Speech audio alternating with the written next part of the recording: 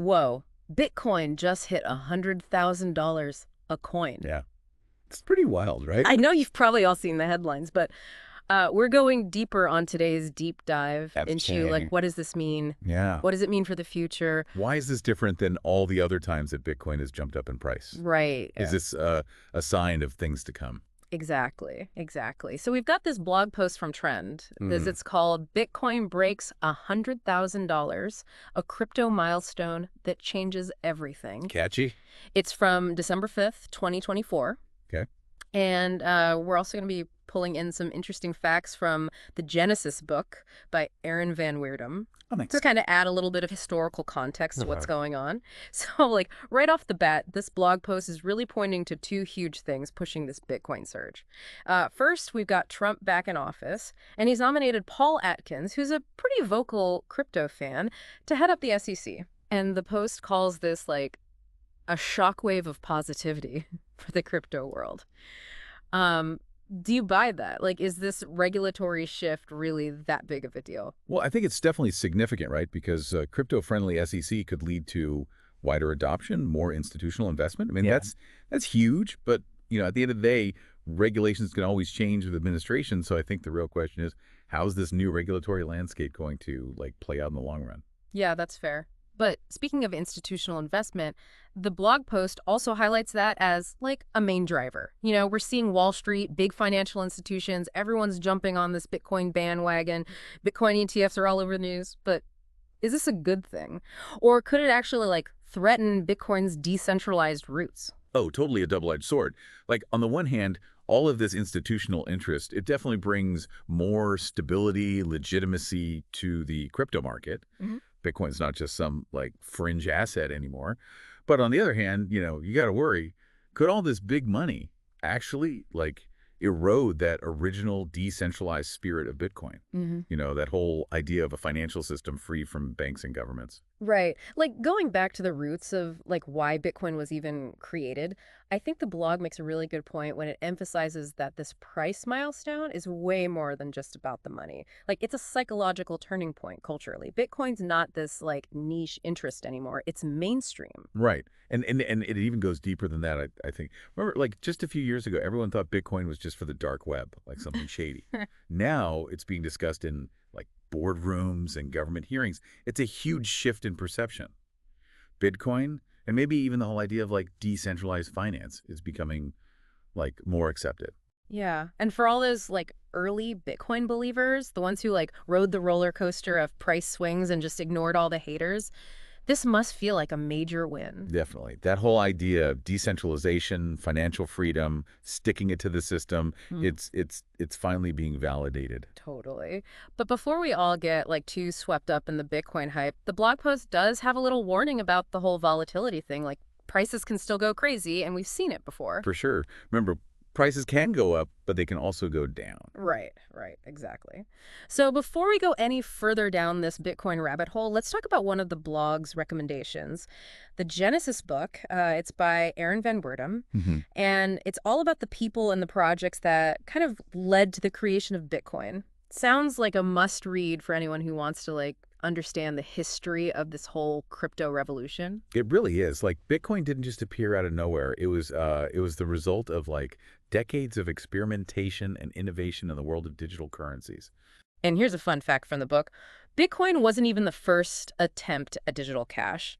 There was a whole history of, like, digital currency projects before it. Wow. Some were successful, some not so much. Yeah, why did those earlier attempts fail? Yeah. What were their flaws, and how did Bitcoin avoid making the same mistakes? That's a good question. So the book mentions a few early digital cash projects like DigiCash and eGold. What went wrong with those? Well, DigiCash, for example, it was too centralized. One company controlled everything, and that made it vulnerable. And then eGold, even though it was popular for a while, it had problems with money laundering, fraud.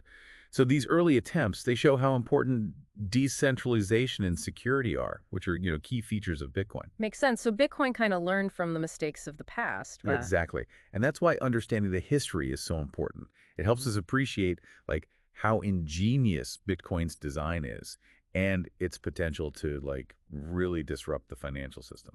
Okay, so back to the blog post for a sec. They're pretty optimistic overall, but they do give this word of caution about volatility. Like, prices can change dramatically really fast. We've seen it before. Yeah, we have. And, while some experts are predicting Bitcoin could hit $120,000 or even more, you always got to remember, corrections happen. It's not just going up forever. There will be bumps along the way. So, should investors, like, be ready for a potential downturn? The blog really pushes responsible investing. Avoid FOMO. Like, don't just jump in because you're afraid of missing out, and only invest what you can actually afford to lose. Sounds like good advice. Absolutely. You got to approach crypto investments with a clear head and a long-term perspective. Don't let your emotions control your decisions. Do your research, understand the risks, and invest wisely. Okay, so we've covered a lot. We talked about what's driving Bitcoin's surge, the potential changes in regulation, all this institutional money pouring in, and of course, the importance of understanding the history of all this. But what does it all actually mean for, like, the average person? Where does this leave, someone who's maybe just starting to explore crypto? Ooh, great question. That's a great question. And it's something we're going to explore in the next part of our deep dive. We'll look at what Bitcoin's rise could mean for individuals, businesses, even governments around the world. Ooh, I can't wait to get into that. Stay tuned, folks. So we've talked a lot about, Bitcoin breaking $100,000. It's a big deal. The blog post we're looking at is pretty U.S. focused. What about, like, the rest of the world? Yeah. What about the global impact of this? That's a really important question. I mean, Bitcoin's a global phenomenon.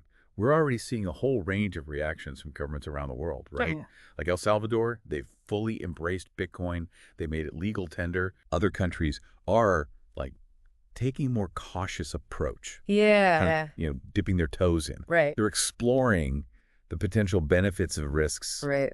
of digital currencies. That's like everyone's trying to figure out their own strategy, Yeah. with crypto. Like, do we embrace it? Well, Do we regulate it? Yeah. Do we try to shut it down? Yeah, it's like this geopolitical chess game Right. where the stakes are incredibly high.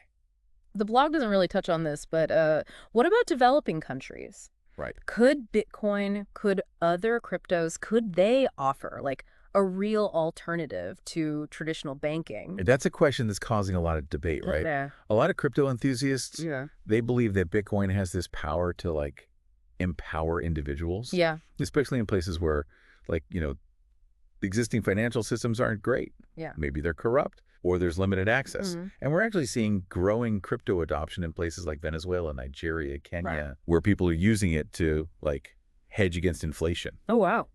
send money across borders more easily. So there's real potential, but also, like, a ton of unknowns. Right. It's almost like we're, like, watching a parallel financial system being born. Yeah, it is. Like, will this disrupt the traditional institutions? Right. Or will they, like, eventually just absorb it? That is the question. It's too early to say for sure. Yeah. I mean, we're in uncharted territory here. Right. But one thing's for sure. The traditional financial world, they're paying attention. Yeah. Have to. We're seeing these big players, PayPal, Visa, they're integrating crypto into their platforms. Wow. Even central banks are starting to explore the idea of digital currencies. So maybe it's not like a full disruption, Right. but more like a merging? It could be. We might end up with a hybrid system, Yeah. where we combine traditional finance Yeah. and these decentralized crypto networks. Right. The question is, how will this change the balance of power? Right. Who's going to be in control? It all comes back to regulation. Yeah. Like, as Bitcoin, as crypto in general, as it becomes more mainstream, how are governments going to try to regulate this whole thing? Right. Regulation, that's the big wild card here. Yeah. It could really make or break crypto, right? Yeah. I mean, some people argue that we need clear regulation to Right. protect consumers Right. and to prevent illegal activities. Yeah. But then others, they're worried that, like, too much regulation could stifle innovation, Yeah. and kind of undermine the whole decentralized spirit of crypto. Right. So it's like you need to find that balance. Exactly. It's a delicate balancing act. Right. Too much regulation. You risk stifling innovation, Yeah. but not enough. Yeah. And you leave the door open for, like, fraud and abuse. It's the Wild West of finance. Yeah, Yeah. it really is. And just like in the Wild West, there are going to be winners and losers, booms and busts. Right. But even with all the volatility, the uncertainty, there's this feeling that something big is happening. Yeah. Like we're seeing a fundamental shift in how we think about money, technology, value. Yeah. I mean, it's exciting. It is. But also, like, kind of scary. Yeah. I mean, if you're just starting to learn about all this, it can be overwhelming. Totally. Like, where do you even begin? Well, I think the first step is education. Yeah. Right? Don't just rely on headlines or hype. Right. There are so many resources out there, like beginner-friendly guides, in-depth analyses. Yeah. Just take some time to really understand the basics.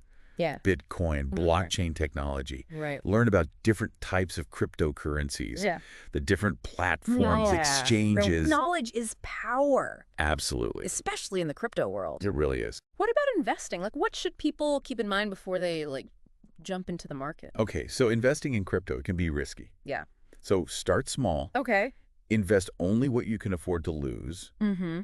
And don't let FOMO, that fear of missing out, control your decisions. Right. Do your research, understand the different projects, the technology behind them, and be careful of scams, get rich quick schemes. Yeah. All that stuff. So basically, like, be cautious and be informed. Exactly. And this is a long game. It is. Things are constantly changing. Yeah. You got to be patient. Right. And you got to be willing to learn and adapt. Absolutely. Yeah. The crypto space, it's still early days, right? Yeah. There will be ups and downs, Yeah. wins and losses. Totally. But for those who are willing to, like, embrace the journey, it's an exciting time. It is. So we've talked about the global impact, developing countries, the whole regulation question. We even gave some advice for newbies, but we're not done yet. Oh. There's more. There's one more big piece of the puzzle. Okay. What does this all mean for the future? Right. Like, what is this Bitcoin boom? What does this crypto movement tell us about, like, the future of money, the future of finance, the future of the internet? Like, how is this going to change things? That's the big question. It is. And we're going to tackle it head on in the last part of our deep dive. Okay. So stay tuned, folks. All right, so we've talked about what's happening right now. But what about the future? What could this Bitcoin boom mean for, well, everything? That's the big question, isn't it? Like, no one has a crystal ball, right? Right. But we can look at what's happening now, the trends, and kind of try to imagine some possible scenarios. Yeah. It's kind of like trying to predict the weather. Okay. We can see storm clouds forming, but we don't know for sure where the storm's going to hit or how strong it's going to be. So let's play weather forecaster for a minute. What kind of storm could Bitcoin and this whole crypto movement unleash? Well, one possibility is that everything we've been talking about, it just keeps accelerating. Like, more and more people start using crypto, businesses too.